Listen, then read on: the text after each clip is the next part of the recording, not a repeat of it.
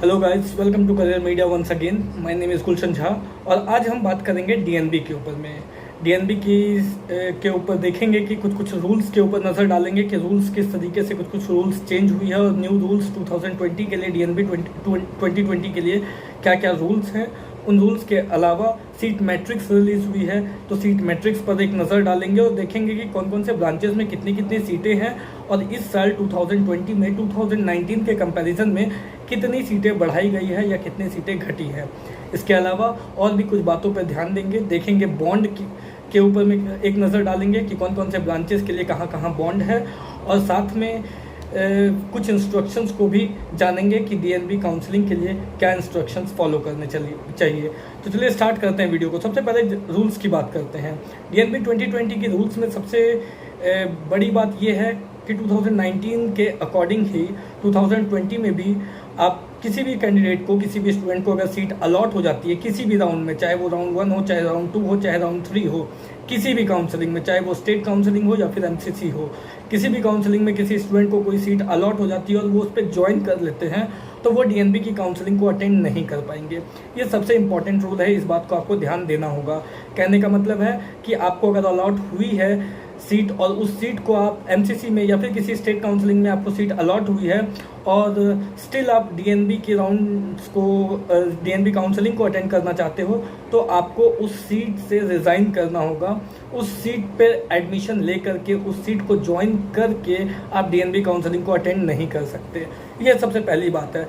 दूसरी बात है, आज जो सीट मैट्रिक्स रिलीज हुई है उस सीट मैट्रिक्स में जो एक्सपेक्टेड सीट्स, जो एक्सपेक्टेशन थी सीट्स की, वो थी लगभग 3,400 से 3,500, 3,400 से 3,500 सीट्स तक एक्सपेक्टेड सीट्स थी कि राउंड 1 में आनी चाहिए, मगर उतनी सीट्स नहीं आई हैं, उससे कुछ कम सीट्स आई है। जो total number of seats round 1 counselling में अभी फ़िलहाल जो आई हैं वो हैं 3,069 सीट्स आई हैं, जबकि एक्सपेक्टेड वैल्यू थी कहीं ना कहीं 3,400 से लेकर के 3,500 सीट्स तक आनी चाहिए थी, मगर इतनी सीट्स अभी राउंड 1 काउंसलिंग में नहीं आई है। हालांकि राउंड 2 काउंसलिंग में कुछ और भी सीट्स ऐड किए जाएंगे, मगर ये जो सीट्स होंगी वो कितनी होगी ये एक्चुअली अभी तक नेट बोर्ड की तरफ से, एनबीए की तरफ से डिक्लेयर नहीं की गई है कि कितनी सीट्स आने वाली है या कितनी सीट्स आ सकती है।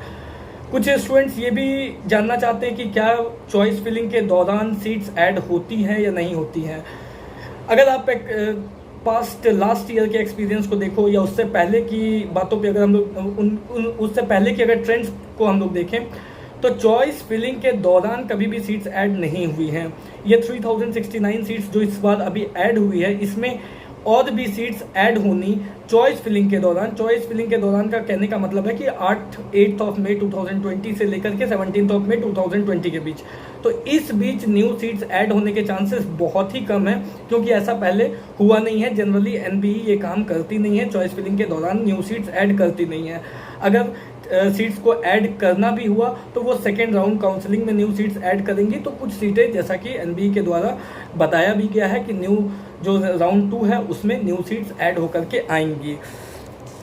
इसके बाद एक सबसे बड़ी बात जो कि स्टूडेंट्स को ध्यान में रखने वाली बात है वो है फ्रीज और रिजेक्ट ऑप्शन। हर एक राउंड में फ्रीज और रिजेक्ट ऑप्शन है, फर्स्ट राउंड सेकेंड राउंड में भी। तो स्टूडेंट्स को ये परखना बहुत ज़रूरी है कि जो सीट उन्हें मिल रही है उन्हें उस सीट को लेनी चाहिए, फ्रीज करनी चाहिए या फिर रिजेक्ट करनी चाहिए, जो कि एक बहुत बड़ी कॉल हो सकती है, बहुत टफ कॉल हो सकती है स्टूडेंट्स के लिए। तो जब भी आप काउंसलिंग के चरम में आगे बढ़ते जाएं तो इस बात का बिल्कुल ध्यान रखें कि जो सीट आपको मिल रही है उस सीट को एनालाइज करना बहुत ज़्यादा ज़रूरी है कि आपको इस सीट को लेना है या फिर छोड़ना है। एक और बात जो सामने आ रही है वो ये है कि जितने भी चॉइस फिलिंग आप करते हैं, जितने भी, फॉर एग्जांपल अगर आप 100 चॉइसेस को अपनी राउंड 1 काउंसलिंग में डालते हैं, उसमें जो भी आपको सीट मिलती है, फॉर एग्जांपल आपको 70 नंबर सीट मिलती है, 70 नंबर कॉलेज या 70 नंबर सीट जो है वो सीट आपको अलॉट होती है राउंड 1 काउंसलिंग में। तो राउंड 2 काउंसलिंग में 70 के बाद से जो आपके जो रिमेनिंग 30 चॉइसेस हैं वो 30 चॉइसेस आपके डिबार्ड हो जाएंगे, वो आपको नहीं दिखाई देंगे। मतलब उन 30 चॉइसेस के लिए आप राउंड 2 में एलिजिबल नहीं होंगे।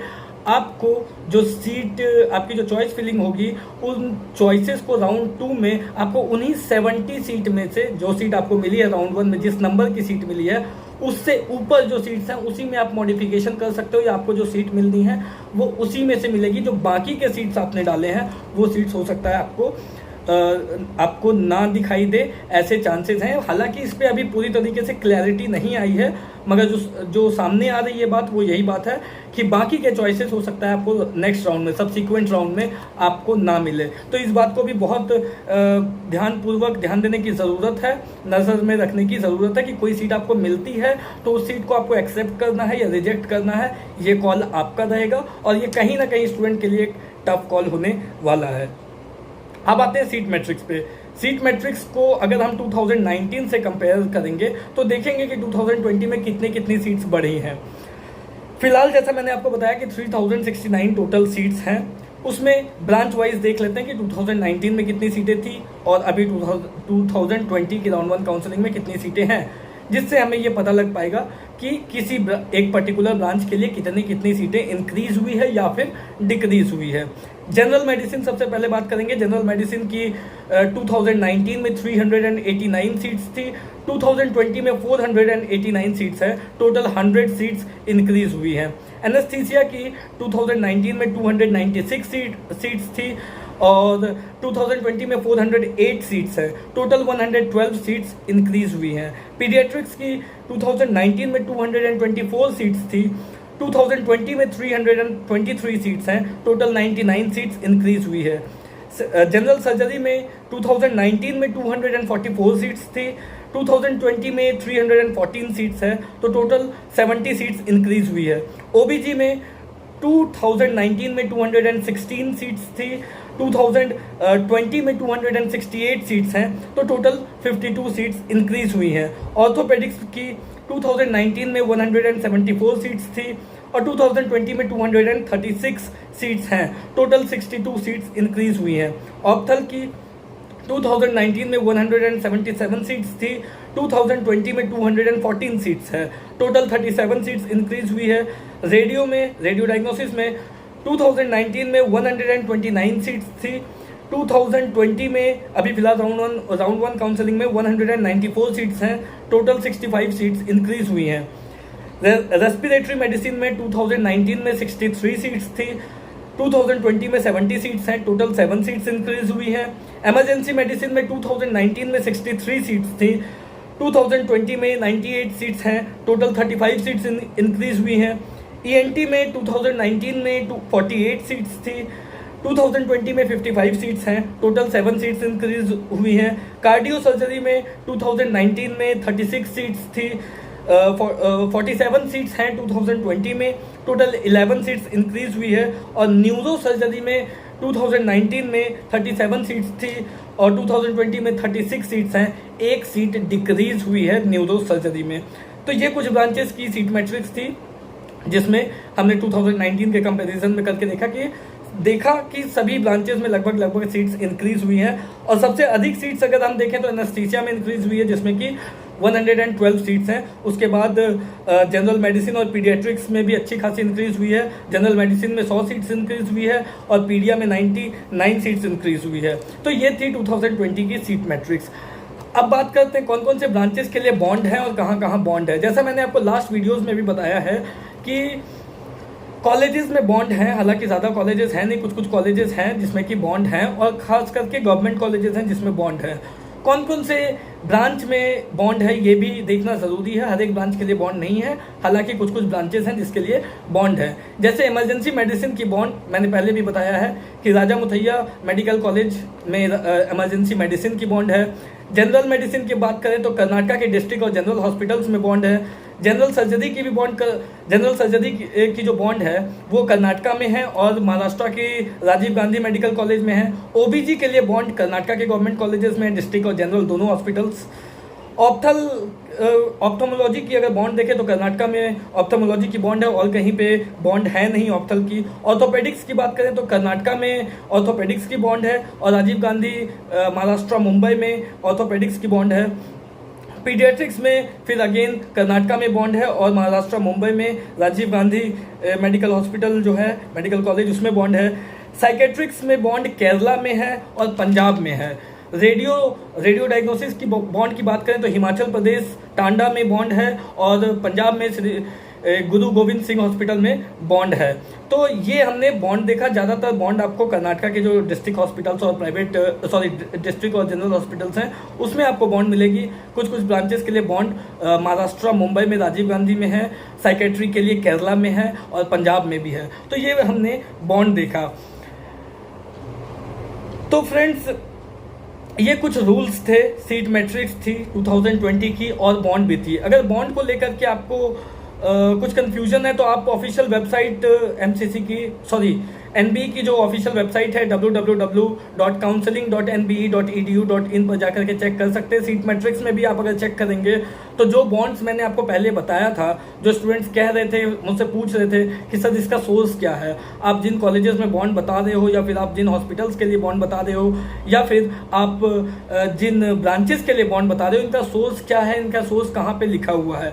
हालांकि आज मैं वैसे भी आपको बताने वाला था, पर क्योंकि सीट मैट्रिक्स आ गई तो अब सीट मैट्रिक्स में अगर आप चेक करेंगे तो आपको ये ऑलरेडी पता लग जाएगी कि जो बॉन्ड्स मैंने जिन कॉलेजेस और जिन ब्रांचेस के लिए बताया था वो बिल्कुल सही थे। तो आप एनबीई की ऑफिशियल वेबसाइट पे जाकर के जब आप सीट मैट्रिक्स को चेक करोगे तो उसमें भी आपको बॉन्ड्स पता लग जाएंगे। फ्रेंड्स, इस वीडियो में फिलहाल इतना ही।